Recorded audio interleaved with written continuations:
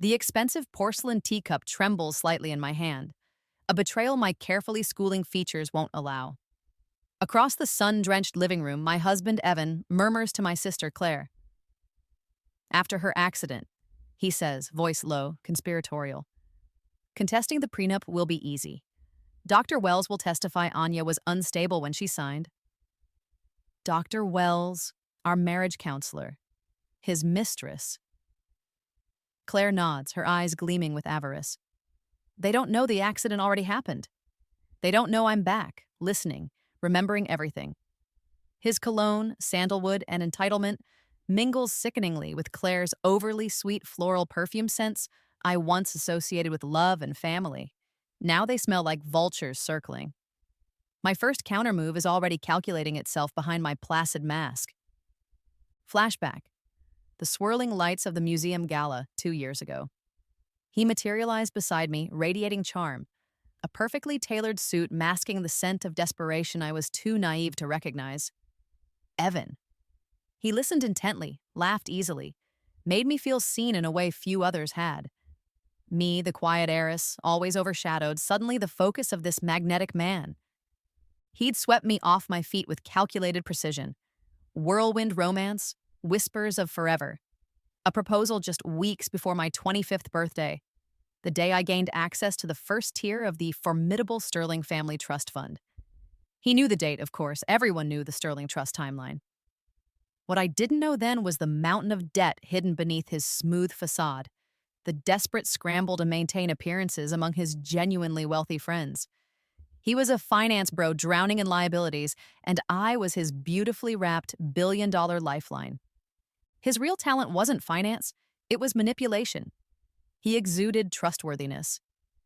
Even my perpetually skeptical grandfather, the guardian of our family's legacy, had been charmed, albeit reluctantly. He seems attentive, Alara, grandfather had conceded, his eyes still sharp, searching. But Evan played the part perfectly, the devoted fiancé, the responsible future steward of Sterling assets. He played it so well, I signed the prenup Martin Reynolds drafted without truly reading the labyrinthine clauses hidden within. Claire sips her tea now, eyes darting between Evan and me, a poorly concealed smirk playing on her lips. My younger sister, forever second best, forever resenting the primogeniture that channeled the bulk of the Sterling fortune my way. The irony? She'd initially warned me about Evan. Isn't he moving awfully fast, Alara? She'd asked, a rare flicker of genuine concern in her eyes. But Evan, sensing her resentment, had turned his charm on her too. Not romantically, but conspiratorially. Whispered promises of shared spoils, of finally getting what she deserved once I was out of the picture. Her motivation wasn't just jealousy, it was desperation. Our father, a decent man but a terrible investor, had tanked his own finances years ago, leaving Claire terrified of the middle-class life she felt trapped in. She craved the effortless luxury she saw as my birthright. That craving made her Evan's perfect accomplice. For months now, this time around, just like the last, she's been my shadow, phone always ready, documenting every sigh, every moment of frustration, every stress-induced headache as evidence of my erratic behavior. Building their case brick by treacherous brick. Martin Reynolds adjusts his silk tie, offering me a sympathetic, oily smile. Just routine updates to the estate planning, Alara. Nothing to worry your pretty head about. Martin, our family's attorney for 2 generations. His father served my great-grandfather. Loyalty, discretion, tradition.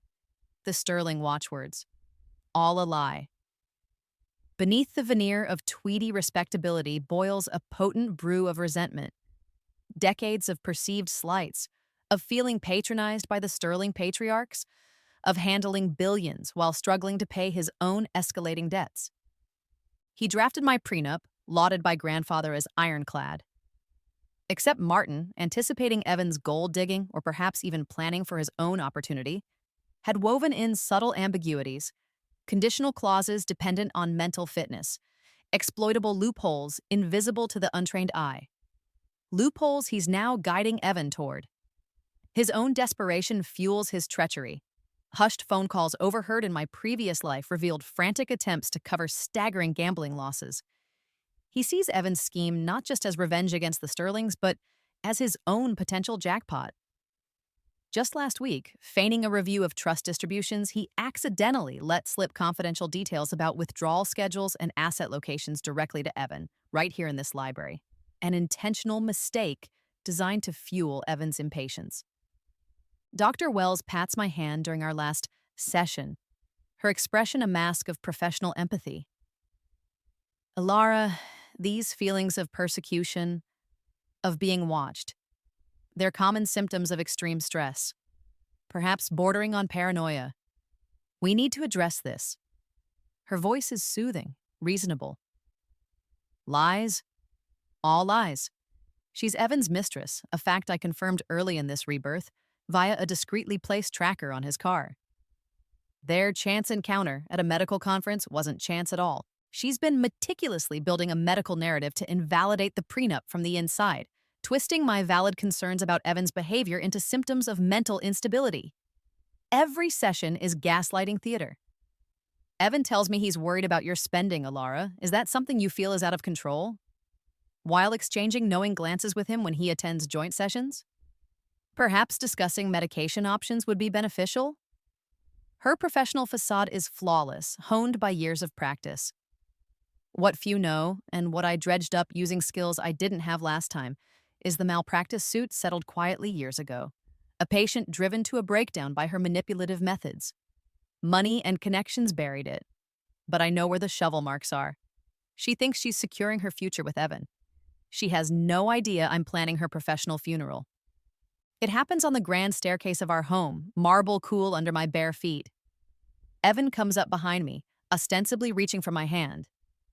"Careful, darling," he murmurs, his hand slipping, giving me a firm, deliberate shove. It's not enough to cause serious injury, just enough to send me tumbling down the last few steps. A sharp pain shoots up my ankle as I land awkwardly. He rushes down, all feigned concern. "Alara! Oh my God, are you okay?" Same script, same clumsy execution as last time. Claire arrives later at the hospital, summoned by a frantic Evan. While he's consulting with the doctor, she slips into my room, her face a mask of sisterly worry. "Oh, Alara, you poor thing. Let me just fluff your pillows." Her movements are quick, practiced. While adjusting the bedding, she palms my phone from the bedside table. I watch through slitted eyelids as she types furiously, deleting Evan's recent threatening texts, then likely sending him messages from my phone, fabricating evidence. Then comes Martin Reynolds, bustling in with a sheaf of papers and his best impression of solemn concern. "Alara, my dear girl, a fall like this." Evan is terribly worried. We think it might be best, purely as a precaution, if he had temporary medical power of attorney. Just to handle the paperwork, ensure you get the best care, you understand. For your protection. The same documents he tried to get me to sign last time, granting Evan control over my medical decisions, paving the way for involuntary treatment. Later, hidden behind the slightly ajar door of my private room, I hear them whispering in the corridor. Evan, impatient. "We need to move faster, Claire. This accident buys us time, but Martin says the trust schedule is tight." Claire's sharp reply, "I know, I'm getting the recordings organized. Wells is ready. Just keep her looking unstable." Accelerating their timeline, just like before. When Martin presents the papers again, I conjure tears. "Oh, Martin," I sniffle, letting my hand tremble as I reach for the pen. Evan's right, I haven't been myself. Maybe this is for the best. Thank you for looking out for me. I sign the documents granting medical power of attorney documents. My real attorney, already alerted, will intercept and nullify before they're filed. I play the part of the victim perfectly.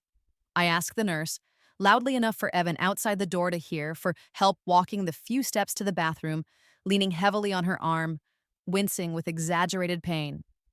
"My ankle. And I feel so dizzy," I murmur. In the bathroom behind the locked door, I retrieve the tiny burner phone hidden inside a ceiling tile vent.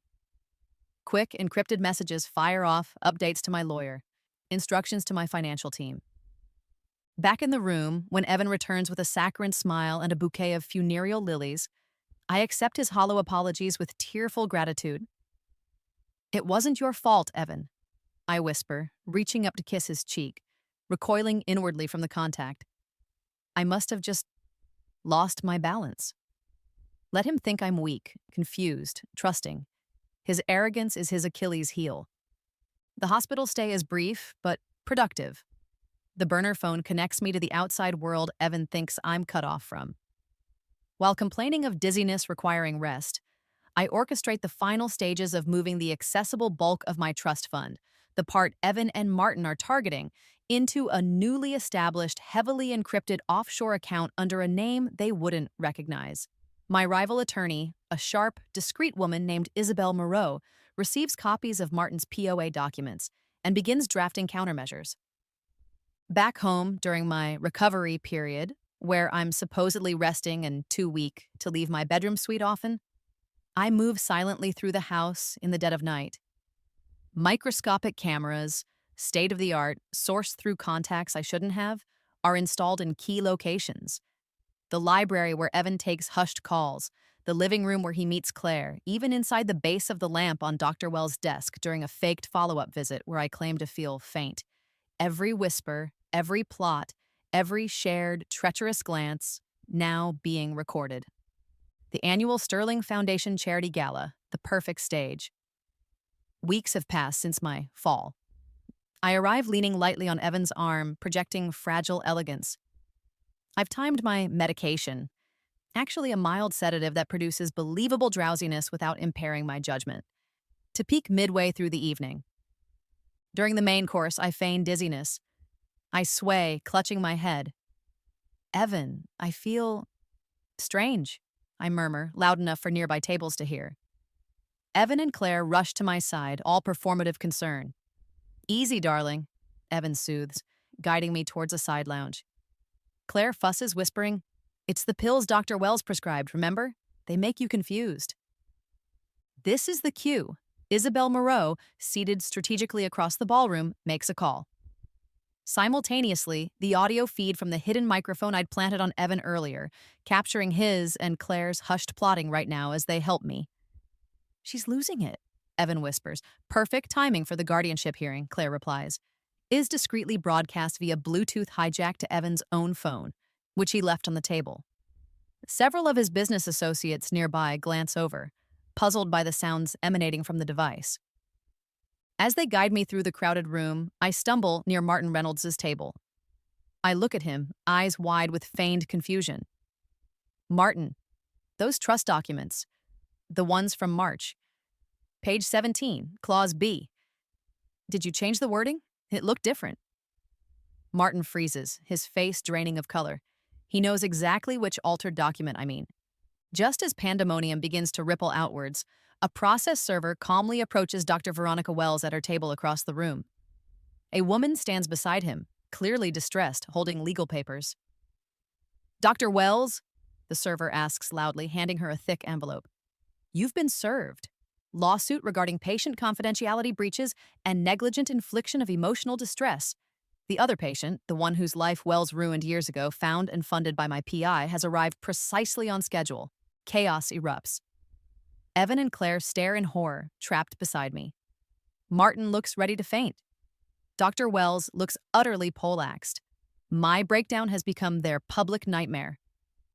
The gala incident fuels their narrative. Ilara Sterling is unstable, a danger to herself and her fortune. Claire, mastering the role of the concerned younger sister, works tirelessly on our grandfather. Tears, whispers, manipulated anecdotes.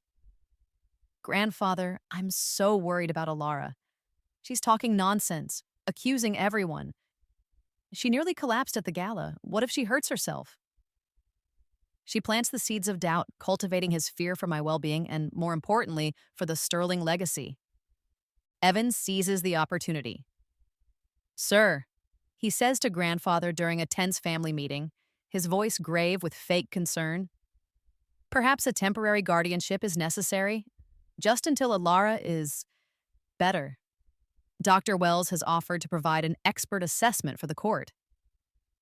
Martin Reynolds, ever the loyal family retainer, presents the paperwork with deep regret. Stacks of evidence, Claire's biased recordings, Dr. Wells' slanted session notes, fabricated financial reports showing erratic spending, transactions actually made by Evan using cloned cards. The evidence points towards a declining mental state, sir, Martin intones sadly. A hearing seems unavoidable for her own protection. Later that night, hiding in the shadows of the upstairs gallery overlooking the library, I hear them finalizing the plan. Evan. Wells confirms she can get her committed, indefinitely. Claire. Good. Then we can finally access the main trust. Martin. The hearing is scheduled. Just keep her looking fragile. Institutionalize me, permanently. That was always the endgame. When they inform me about the guardianship hearing and the required psychological evaluation with Dr. Wells, I put on a display of utter defeat. Tears streamed down my face. A hearing? Evaluation? Why is everyone doing this to me? I wail, clinging to Evan's arm.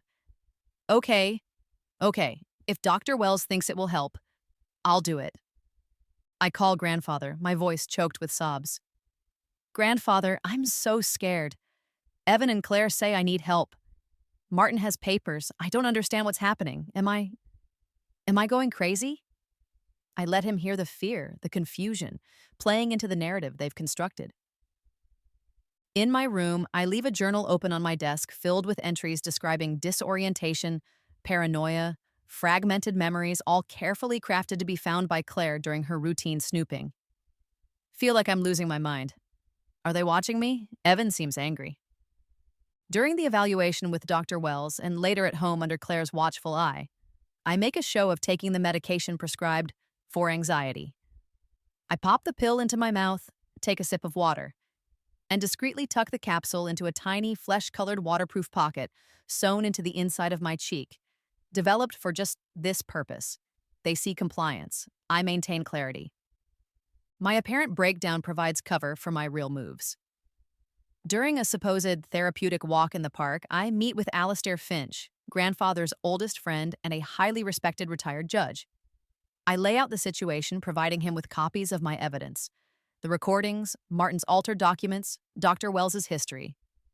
His expression grows grim.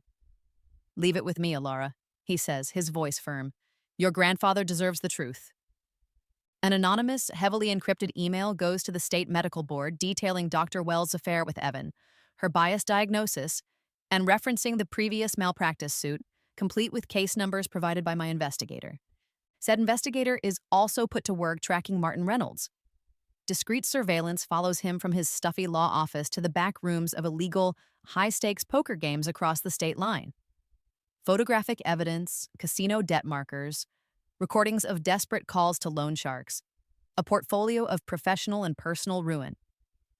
Meanwhile, the offshore company I established quietly finalizes the purchase of a massive tranche of distressed debt belonging to Evan's failing investment ventures, bought for pennies on the dollar from lenders eager to cut their losses.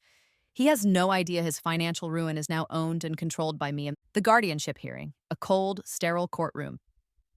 Evan, Claire, Martin, and Dr. Wells sit together, projecting solemn concern. Grandfather sits apart, looking conflicted and weary. I sit beside Isabel Moreau, appearing fragile and subdued. Dr. Wells takes the stand, detailing my paranoia, delusions, instability. Just as she's hitting her stride, the courtroom doors open.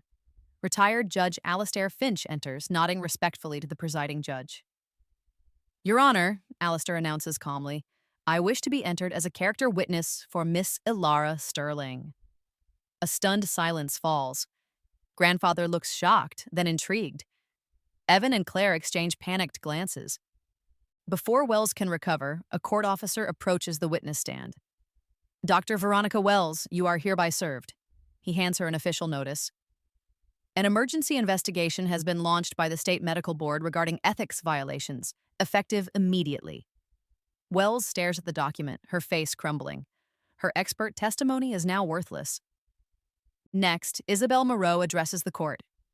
Your Honor, we wish to submit evidence pertinent to the character and motivations of Mr. Martin Reynolds, who has filed affidavits supporting this petition. She presents an anonymous court filing copies of Martin's gambling markers, evidence of his massive debts leaked just hours earlier. Martin leaps up, objecting furiously, but the damage is done. His credibility evaporates. Finally, during a recess while Claire is frantically whispering with Evan, I approach her quietly. I don't say a word. I simply hold up my phone, showing her screenshots, bank wire transfer confirmations. Transfers from her personal account directly into Evan's business account over the past year. Her face goes sheet white.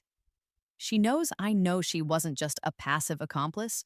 She was actively funding Evan's scheme with what little money she had, hoping for a massive return. Checkmate. Their desperation escalates into recklessness. The guardianship hearing was a disaster, but they haven't surrendered. Plan B, forced institutionalization. I overhear hushed, frantic planning, a private wellness retreat in a remote location, arrangements for transport, involuntary commitment papers Martin believes he can rush through based on Wells' now compromised assessment. A kidnapping, sanitized with medical jargon. While I'm supposedly resting after the stressful hearing, Claire slips into my bedroom again. This time, she doesn't rifle through journals. She carefully pockets several pieces of sterling family heirloom jewelry from my dressing table. A sapphire necklace, pearl earrings, my grandmother's brooch. Later, she will tearfully tell grandfather that a confused Alara must have given them away, or hidden them during one of her episodes, planting more seeds of my supposed instability while pocketing assets. Simultaneously, Evan files an emergency petition with the court, supported by a hastily written affidavit from Claire, claiming I made specific threats of self-harm, necessitating immediate intervention. Lies built on lies. Martin, working overnight, bypasses standard procedures, using falsified urgency claims to draft an amendment to the Sterling Trust, attempting to remove grandfather as the primary trustee and install Evan and Claire as temporary successors, citing my incapacity and grandfather's age. A blatant illegal power grab. When the transport team from the wellness retreat arrives, two burly men in discreet uniforms, I offer no resistance. Evan and Claire watch, relieved by my apparent docility. I allow myself to be let out, appearing heavily sedated, thanks to the capsule pocket and some convincing acting. Just need rest, I mumble vaguely. From the facility, I write a letter to grandfather. The handwriting is deliberately shaky, the sentences fragmented, filled with confusion and apologies for worrying everyone. Dear grandfather, they say I need quiet. I don't remember everything. Sorry for the trouble. Love, Alara. Embedded within the seemingly incoherent text are coded phrases we prearranged months ago, activating his part of the counter strategy. When Evan visits the facility a few days later, exuding false sympathy, he brings preliminary divorce papers. Just a formality, Alara, he says gently, to protect your assets while you recover. I sign them with a trembling hand, tears welling in my eyes. He smiles, triumphant. To the head nurse, a stern but observant woman, I mention my missing jewelry. Those pretty earrings? I don't know where they went, I say with childlike confusion. Claire visited. Maybe she borrowed them?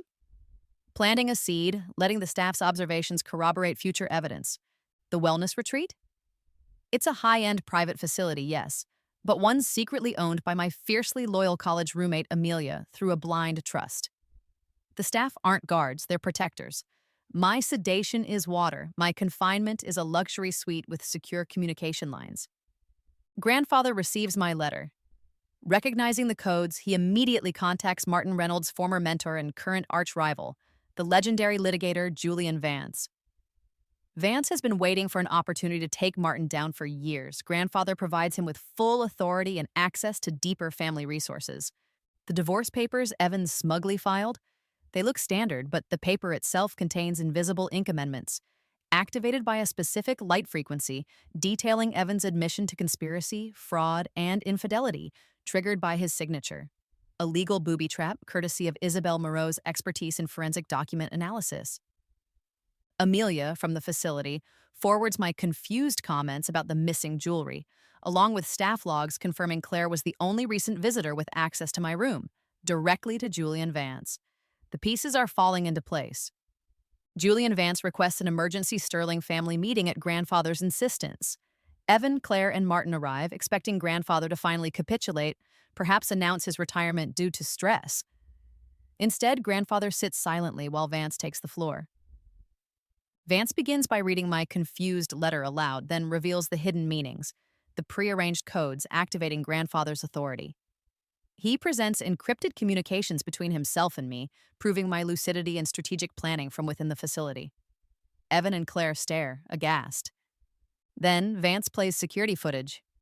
Crystal clear video from hidden cameras in the family estate, showing Claire pocketing the heirloom jewelry from my dressing table just days before. Claire gasps, turning white. Next, Vance produces the signed divorce papers. He retrieves a small UV light device. Under the light, the invisible ink flares, revealing the damning clauses Evan unknowingly signed, admitting to multiple felonies. Evan looks physically ill. Finally, Vance addresses Martin. Mr. Reynolds, your creative amendment attempting to remove my client's grandfather as trustee has unfortunately triggered an automatic, comprehensive forensic audit of all legal work performed by your firm for the Sterling family over the past 20 years, including certain offshore trust formations. Martin slumps in his chair, defeated. The house of cards hasn't just fallen, it's been incinerated. Just as the immediate shock begins to settle, Julian Vance smiles thinly. There is, however, a further complication regarding the Sterling trust that Mr. Reynolds, Mr. Davies, Evan, and Miss Sterling, Claire, seem to have overlooked in their planning. He gestures to an aide who places a thick, ancient-looking ledger on the table. The commonly known Sterling trust, Vance explains, while substantial, is merely a designated disbursement vehicle, a decoy, if you will. The true Sterling family wealth, accumulated over centuries, resides within the Sterling Heritage Corporation, an entity predating modern trust law, with labyrinthine ownership structures. He opens the ledger. According to these primary records, updated just last month via secure channels, the majority shareholder of Sterling Heritage Corp, holding controlling interest, is, he pauses for dramatic effect, Miss Elara Sterling Vance. He looks directly at me, acknowledging the legal name change I'd quietly processed months ago, using Isabel Moreau as my proxy. Evan, Claire, and Martin stare blankly. They were fighting over a piggy bank while I owned the entire bank building. Sterling Heritage Corp., Vance continues smoothly, has diverse holdings, including, as of 3 weeks ago, the mortgage note and ownership deed for the downtown office building housing Mr. Davies' investment firm. Evan chokes.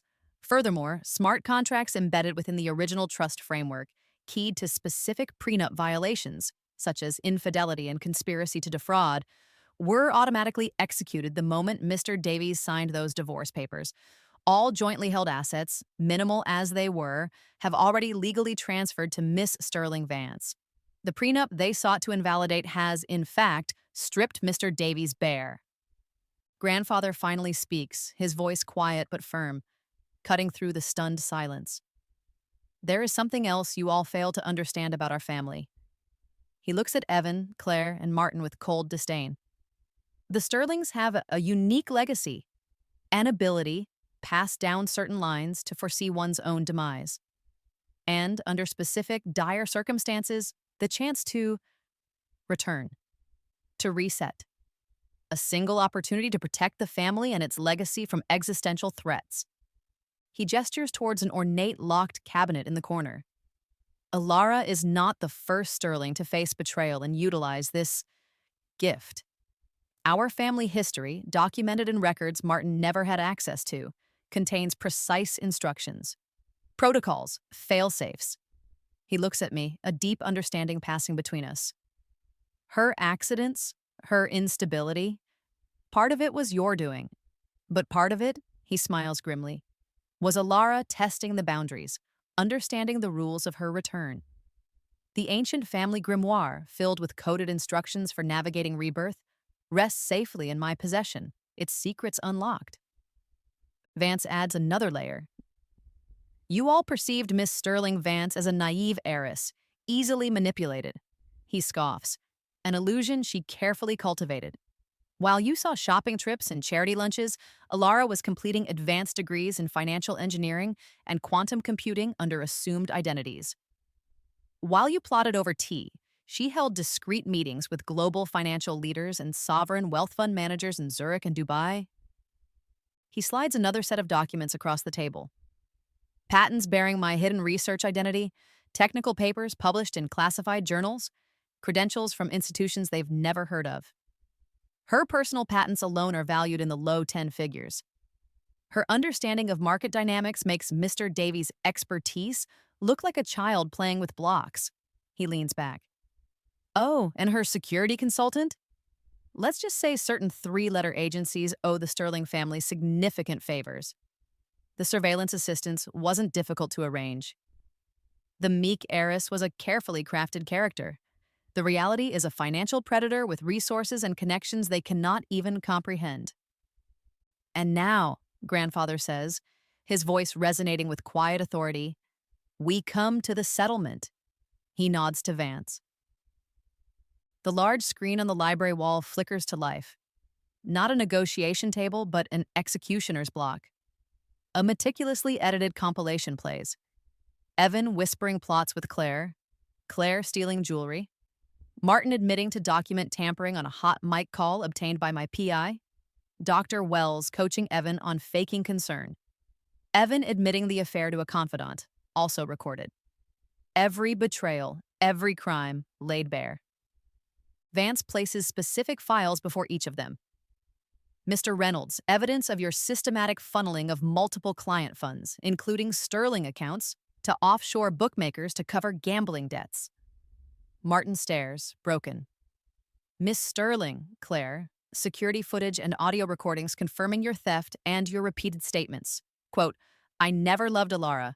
I just hated that she had everything I deserved. Claire dissolves into tears. Mr. Davies. Vance pauses. Your entire life is predicated on fraud. The consequences are already unfolding. The video wall shows news alerts. Evan's firm under investigation, his assets frozen, his reputation destroyed. They are utterly, irrevocably ruined. The video ends. Silence hangs heavy, broken only by Claire's ragged sobs. Evan is the first to break. He stumbles forward, falling to his knees before me, grabbing my hand. Alara, please, he pleads, tears streaming down his face. I was wrong. Manipulated by Martin, by Wells, maybe even by Claire. But somewhere underneath, I did love you. I still do. Don't do this. His performance is still pitch perfect even now. Claire scrambles over, clutching at my skirt. Ilara, sister, forgive me. It was the jealousy growing up second. I was scared, desperate. Don't let them take everything. Martin Reynolds, regaining a shred of composure, tries a different tactic.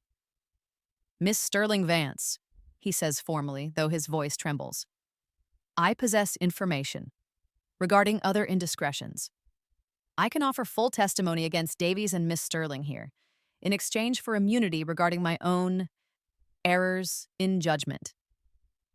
Even Dr. Wells makes a final, pathetic plea via a letter Vance reads aloud, detailing her own history of professional abuse and manipulation by senior partners, painting herself as a victim corrupted by the system. I look down at Evan, then at Claire, then meet Martin's desperate gaze. I withdraw my hand gently from Evan's grasp. I take a deep breath, centering myself in the quiet strength I've finally reclaimed.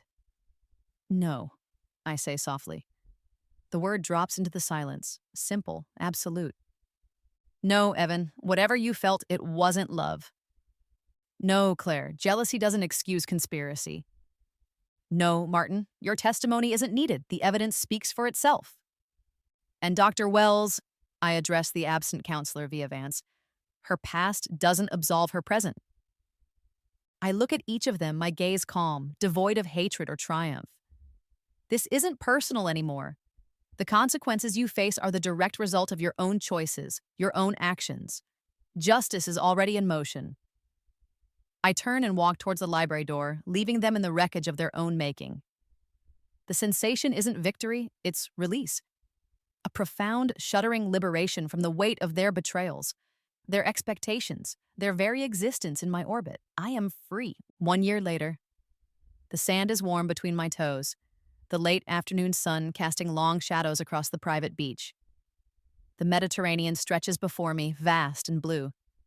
Grandfather sits beside me in a comfortable chair reading, the deep lines of worry eased from his face. Our reconciliation wasn't instantaneous, but built on mutual respect for the strength and resilience revealed his in supporting me, mine in executing the plan. He now sees me not just as his granddaughter, but as the true heir to the Sterling legacy, in spirit and intellect.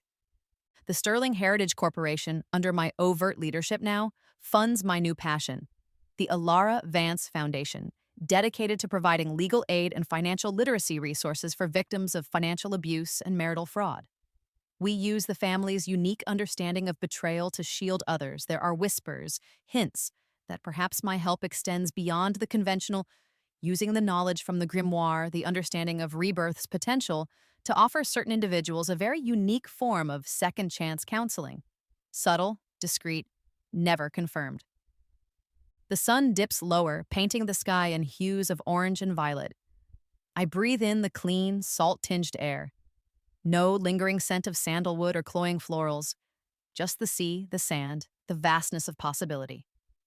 True wealth isn't the number in an account, it's the freedom to breathe, the freedom from those who would cage your spirit for their own gain. It's peace. And finally, after 2 lifetimes, it's mine.